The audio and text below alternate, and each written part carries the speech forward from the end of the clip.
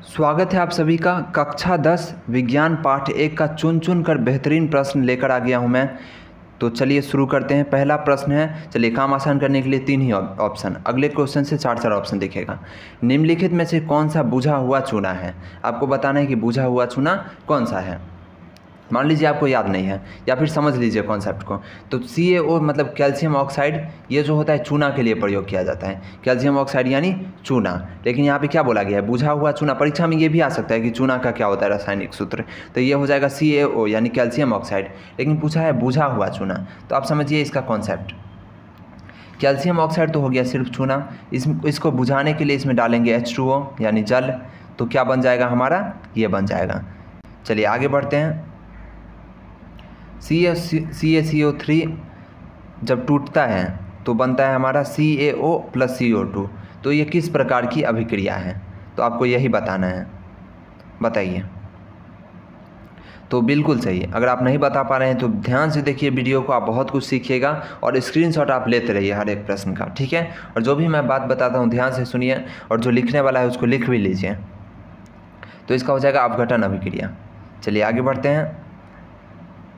अगला प्रश्न है, लोहे पर जंग लगने की क्रिया को क्या कहते हैं? तो बहुत ही आसान, इसका हो जाएगा, बताइए, संक्षारण अभिक्रिया, ठीक है। तो संक्षारण अभिक्रिया ये प्रयुक्त होता है लोहे में जंग लगने के लिए। लोहा में जंग क्यों लगता है? क्योंकि लोहा क्या होता है, एक अधिक क्रियाशील धातु होती है और ऑक्सीजन और नमी की उपस्थिति में यानी अभिक्रिया करता है और जंग लग जाता है। साग सब्जियों का विघटित होकर कंपोस्ट बनाना किस प्रकार की अभिक्रिया का उदाहरण है? तो बताइए इसका उत्तर। तो इसका उत्तर हो जाएगा ऊष्माक्षेपी। भोजन का पचना हो या फिर साग सब्जी का अपघटित होकर कंपोस्ट वगैरह बनना, ये सब का सब क्या होता है? ऊष्माक्षेपी अभिक्रिया का उदाहरण है। ऊष्माशोषी का उल्टा होता है ऊष्माक्षेपी। दी गई अभिक्रिया में कौन सा कथन सही है? बताइए आप। तो यहाँ पे हो क्या रहा है, ध्यान से देखिए। कॉपर प्लस ऑक्सीजन मिलकर क्या बन रहा है? Copper oxide. तो ये क्या हो रहा है असल में? तो कॉपर का क्या हो रहा है? अपकरण हो रहा है, ऑक्सीकरण हो रहा है या नाइट्रेशन हो रहा है? तो ये दोनों, इसका सवाल ही नहीं है। ऑक्सीजन के साथ मिल रहा है तो ऑक्सीकरण हो रहा है। चलिए अगले प्रश्न पे चलते हैं। अम्ल और क्षार के बीच अभिक्रिया होने पर लवण और जल बनता है, ये किस प्रकार की अभिक्रिया है? तो इसका उत्तर हो जाएगा उदासीनीकरण। याद कर लीजिए आप सबको, अगर आपको नहीं आता है तो। संगमरमर का रासायनिक सूत्र आपको बताना है। तो संगमरमर का रासायनिक सूत्र हो जाएगा कैल्शियम कार्बोनेट, ठीक है। लिख लीजिए, आपको अगर नहीं याद है तो हिंदी में भी कैल्शियम कार्बोनेट। सूत्र भी पूछ सकता है और नाम भी पूछ सकता है। तो संगमरमर का रासायनिक सूत्र है कैल्शियम कार्बोनेट। चलिए आगे बढ़ते हैं।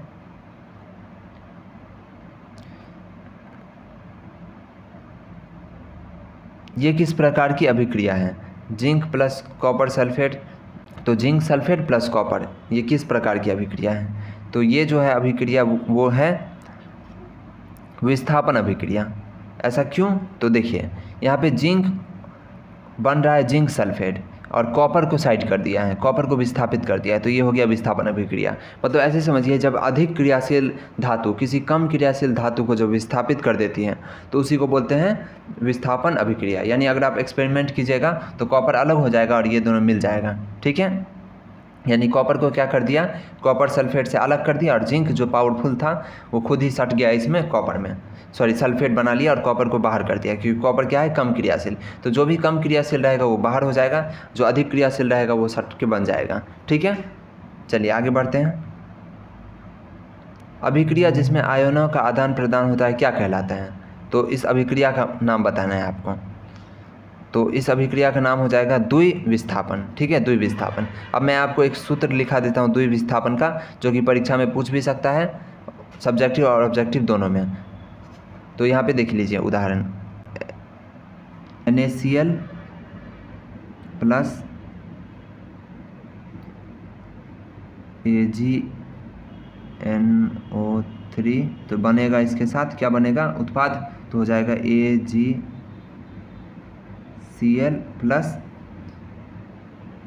NaNO3, ठीक है। तो ये आप ध्यान में रखिए, ये द्विविस्थापन अभिक्रिया का उदाहरण है। ध्यान दीजिएगा तो आपको पता पड़ जाएगा कि दो बार क्या हो रहा है, यहाँ पे विस्थापन हो रहा है। चलिए अब अगले प्रश्न पे चलते हैं। वसायुक्त पदार्थों के पैकेट में प्रयुक्त किए जाने वाला मतलब किसका प्रयोग किया जाता है, कौन सा गैस का। यानी चिप्स के पैकेट में वसा यानी फैट, तो चिप्स में होता है, तो चिप्स के पैकेट में या कोई भी पैकेट में है तो उसमें कौन सा गैस भरेंगे। आमतौर पे बच्चे इसमें ऑक्सीजन मारते हैं, लेकिन ये गलत हो जाएगा। सीधा दिमाग लगाइए, थोड़ा सा भी अगर आपके पास दिमाग है ना तो उसको लगाइए। ऑक्सीजन तो हर जगह मौजूद है, हवा में ही मौजूद है, और ऑक्सीजन की मदद से ही कोई चीज़ सड़ता है, तो उसको डालने का ज़रूरत ही नहीं। वहाँ पे कोई कुत्ता सड़क पे मरता है तो वो सड़ जाता है कुछ टाइम बाद, क्यों? क्योंकि ऑक्सीजन है हमारे वातावरण में, तो पैकेट के अंदर ऑक्सीजन डालने का कोई सवाल नहीं उठता है। यहाँ पे डालेंगे नाइट्रोजन। ठीक है, ठीक है, तो इसका आंसर क्या हो जाएगा, नाइट्रोजन। आप स्क्रीनशॉट ले सकते हैं। चलिए अगला, श्वसन किस प्रकार की रासायनिक अभिक्रिया। एकदम आसान है, मैं पीछे बता चुका हूँ, अगर आप ध्यान से सुन रहे होंगे तो आप इसका उत्तर दे दीजिएगा। तो इसका हो जाएगा ऊष्माक्षेपी।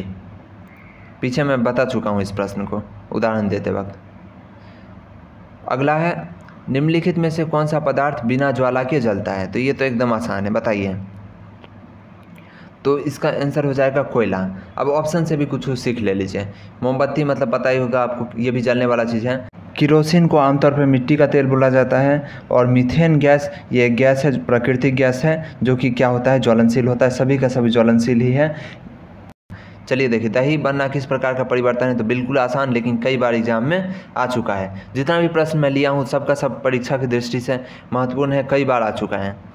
तो दही बनना कैसा परिवर्तन है, तो रासायनिक परिवर्तन है। दोनों नहीं मार दीजिए, रासायनिक परिवर्तन। ठीक है।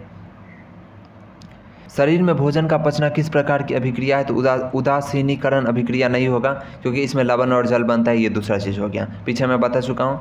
ऑक्सीकरण, अवकरण, इसी दोनों में से कोई एक होगा, तो इसका हो जाएगा अवकरण। ध्यान रखिए, शरीर में भोजन का पचना किस प्रकार की अभिक्रिया है, तो अवकरण अभिक्रिया। और यही ऑक्सीकरण अभिक्रिया और अवकरण अभिक्रिया एक साथ जब होता है तो उसको क्या बोलते हैं, रेडॉक्स अभिक्रिया। ठीक है, अब नाम में थोड़ा सा समझ लीजिए। अवकरण को बोलते हैं उपचयन और ऑक्सीकरण को अपचयन। ठीक है, इस तरह से उपचयन अपचयन भी लिखा रहता है, तो ध्यान दीजिएगा वहाँ पे। ठीक है, यहाँ पे सबसे सिंपल आप इंग्लिश में पढ़ लीजिएगा, ऑक्सीडेशन नहीं होगा इसका उत्तर, और ये हो जाएगा अपकरण। ठीक है।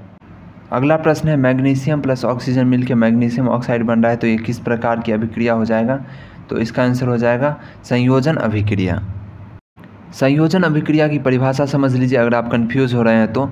संयोजन अभिक्रिया सिंपल कहता है कि जब दो या दो से अधिक अभिकारक मिलकर कोई एक प्रतिफल का निर्माण करता है तो उसको क्या बोलते हैं, संयोजन अभिक्रिया। और इसमें यही हो रहा है।